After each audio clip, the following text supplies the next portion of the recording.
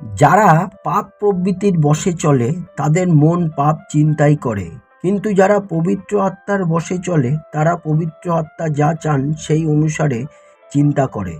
আমাদের চিন্তা যদি দেহর দ্বারা নিয়ন্ত্রিত হয় তবে তার ফল হয় মৃত্যু, কিন্তু যদি পবিত্র আত্মার দ্বারা পরিচালিত হয় তবে তার ফল হয় জীবন ও শান্তি। তাই যে মন মানুষের পাপ স্বভাব দ্বারা পরিচালিত সে ঈশ্বর বিরোধী, ঈশ্বরের প্রতি শত্রুতা, কারণ সে নিজেকে ঈশ্বরের বিধি ব্যবস্থা অধীনে রাখে না। বাস্তবে সেই ব্যক্তি ঈশ্বরের বিধি ব্যবস্থা পালন অসমর্থন, তাই তার অনেক শুভকামনা বাস্তবিত হতে পারে না। ভাই ও বোনেরা, আমার মিনতি এই, ঈশ্বর আমাদের প্রতি দয়া করেছেন বলে তোমাদের জীবন ঈশ্বরের উদ্দেশ্যে জীবিত বলিরূপে উৎসর্গ করো। তা তার কাছে পবিত্র প্রীতিজনক হোক। ঈশ্বরের উপাসনা করার জন্যে তোমাদের কাছে এ এক আত্মিক উপায়।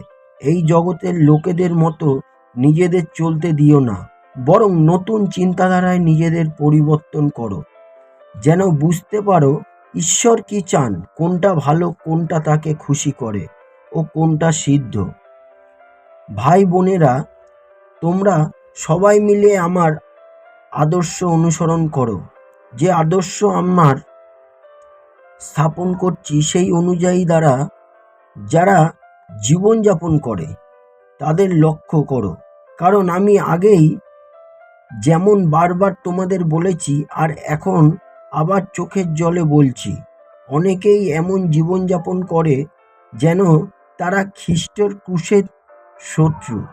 ধ্বংসই তাদের শেষ গতি, পেট পুজোই তাদের দেবতা, নির্লজ্জতেই তাদের গৌরব, জাগতিক বিষয় তারা ভাবে।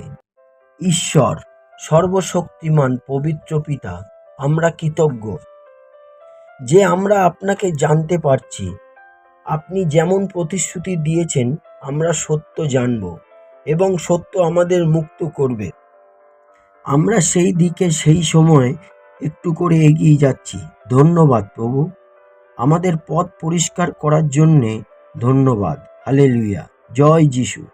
ঈশ্বর, আপনার রাজ্যে আসুক আপনার ইচ্ছা, যেমন স্বর্গে তেমনি পৃথিবীতেও পূর্ণ হোক। হালেলুয়া, জয় যিশু, জয় হোক।